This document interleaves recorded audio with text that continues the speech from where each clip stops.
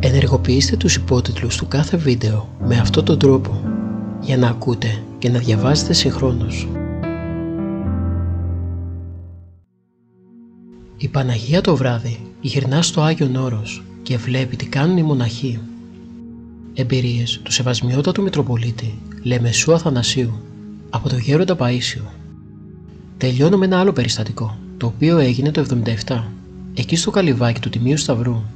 Εγώ εν τω μεταξύ ήμουν διάκονος ήδη. Πήγα το πρωί στο Γέροντα. Μόλις με είδε ο Γέροντας, όπως πάντα αστειευόμενος, μου λέει «Καλώς το διάκο», και μου έλειπε ένας διάκος για την πανηγύρη. Λέω «Να, ήρθα». Λέει «Παράγγειλα 100 κιλά ψάρι. Θα έρθουν οι Δανείοι», λέει, «θα έρθουν οι Θωμάδες, θα έρθουν αυτοί, θα έχουμε δεσπότη, θα έχουμε, ξέρω εγώ, αυτά, θα κάνουμε πανήγυρη». Προς στιγμήν πήγα κι εγώ να πιστέψω ότι θα υπήρχαν αυτά όλα. «Να μείνεις εδώ σήμερα», μου είπε. Ήταν η πρώτη νύχτα που έμεινα. Πετούσα από τη χαρά μου. Το βράδυ μου λέει «Κοίταξε, θα κάνουμε αγρυπνία του Τιμίου Σταυρού». Μου είπε τι έπρεπε να κάνω. Βέβαια, αγρυπνία με το κουμποσχήνι, ποιος να ψάλει. Αρχίσαμε γύρω στις 5 το απόγευμα. Γύρω στα μεσάνυχτα θα σε φωνάξω να διαβάσουμε τη Θεία Μετάληψη. Μέχρι να έρθει ο παπάς το πρωί από του Σταυρονικήτα να μας λειτουργήσει. Να είναι ευλογημένο, Γέροντα. Μου είπε ένα κατάλογο μεγάλο. Πώς έπρεπε να κάνω την προσευχή, και έμεινε αυτό στο ένα κελί και εγώ στο άλλο. Κάθε μία μισή ώρα μου χτυπούσε τον τοίχο και ρωτούσε «Διάκο, είσαι καλά?» «Καλά, Γέροντα». «Κοιμάσαι?» «Όχι, δεν κοιμάμαι». Μου είπε «Αν ακούσεις τίποτα θορύβους, μη φοβηθείς, είναι αγριογούρνα, ξέρω εγώ, τσακάλια». Τον άκουγα όλη νύχτα που περπατούσε. Ο Γέροντας, επειδή είχε μισό πνεύμονα, ανέπνεε βαθιά και κατά διαστήματα έλεγε «Δόξα σε ο Θεός», με ένα δικό του ωραίο τρόπο. Εγώ αισθανόμουν ότι έχω το Γέροντα δίπλα μου. Πράγματι, έκαμνα ό,τι μπορούσα. Γύρω στα μεσάνυχτα με φώναξε και πήγαμε στο εκκλησάκι δίπλα. Ήταν ένα εκκλησάκι στενόμακρο που είχε ένα μόνο στασίδι και 5 εικόνες. Του Χριστού, της Παναγίας, του Τιμίου Προδρόμου, της υψώσεως του Τιμίου Σταυρού και δεν θυμάμαι. Έναν Άγιο Ρώσο είχε, γιατί ήταν ο Παπατήχων εκεί, ο Ρώσος. Λέει να διαβάσουμε τη Θεία Μετάληψη. Με έβαλε μέσα στο στασίδι, μ' άνοιξε το ρολόγιο, μου έδωσε μια λαμπάδα να μένει και ο Γέροντας δίπλα μου ακριβώς έλεγε τους στίχους της Θείας Μεταλήψεως. «Δόξαση ο Θεός ημών, δόξαση». Κάθε φορά που έλεγε το στίχο έκανε και μια στρωτή μετάνοια. Εγώ διάβαζα «Άρτος ζωής αιωνιζούσες γενέστομη το σώμα σου το Άγιο». Θεοσκότεινα όλα, νύχτα, μεσάνυχτα στην έρημο.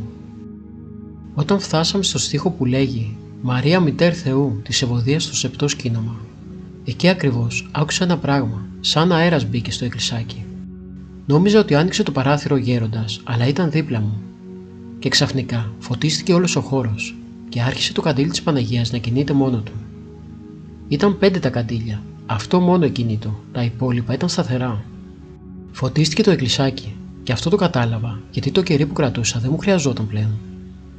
Γύρισα προς το Γέροντα. Με κοίταξε αυτός και μου έκαμε σιωπή. Πράγματι, σταμάτησα να διαβάζω και ο Γέροντας γονάτισε κάτω. Έμεινα εγώ, περίμενα. Πέρασε μισή ώρα και πλέον και γινόταν αυτό το πράγμα. Το καντήλι να πηγαίνει και να έρχεται. Το εκκλησάκι να είναι φωτεινό. Ο Γέροντας να είναι γονατιστός και εγώ με το κερί στο χέρι να μην ξέρω τι να κάνω. Πέρασε μισή ώρα. Λέω, να διαβάσω τη Θεία Μετάληψη, τι θα κάνουμε τώρα.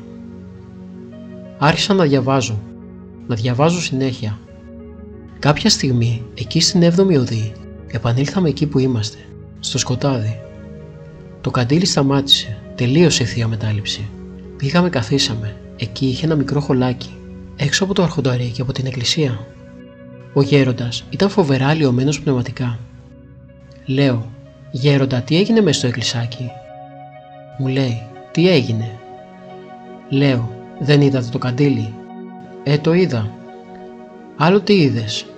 Λέω, τίποτα δεν είδα. Φωτίστηκε το εκκλησάκι και το καντήλι. Δεν είδες τίποτε άλλο? Όχι, δεν είδα εγώ τίποτα άλλο. Τι ήτανε? Μωρέ, τίποτα δεν ήτανε, καημένε. Του λέω, μα καλά, ήταν δυνατό να μην ήταν τίποτα? Γιατί να μην το βλέπουμε κάθε μέρα, αφού δεν είναι τίποτα?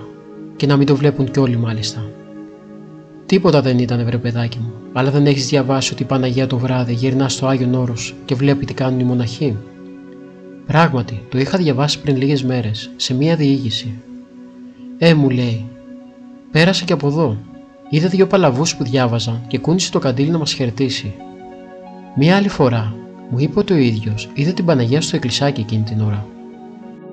Εκείνη η νύχτα ήταν μία από τις πιο συγκλονιστικές εμπειρίες με τον Γέροντα, γιατί μέχρι τις 6 περίπου το πρωί που έφεξε, που ήλθε ο παπάς από τη Σταυρονικήτα να μας λειτουργήσει, καθίσαμε εκεί και ο Γέροντας μου διηγήθηκε πάρα πολλά περιστατικά της πνευματικής του ζωής.